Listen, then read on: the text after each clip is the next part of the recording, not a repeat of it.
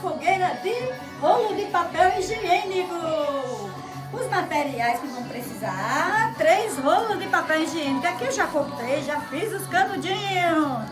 Lápis de cor, palito, cola, tesoura sem ponta, folha de uma revista e uma folha de sulfite.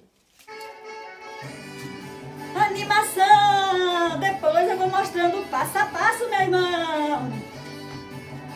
Corta o papel higiênico no meio, ó. Tá vendo? Em 2 partes. Ó. Aí torna a dividir o meio aqui, ó. Pra fazer os rolinhos, que é os pauzinhos, certo?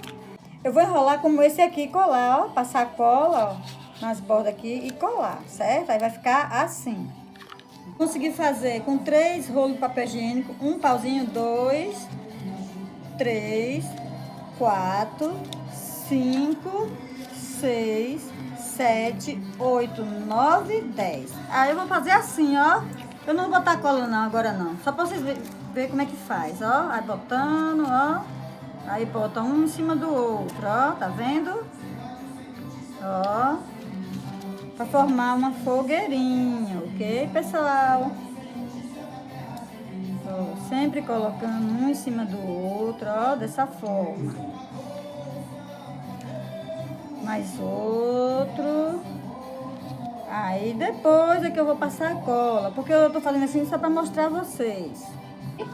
Agora eu vou fazer o fogo, certo, pessoal? Prestem bastante atenção, ó. Ó. Ó, sempre assim, ó, o fogo para colocar dentro da fogueira, certo? Ó. Tá vendo? Esse aqui eu vou pintar na cor laranja, ó. E o de dentro eu vou pintar na cor amarela.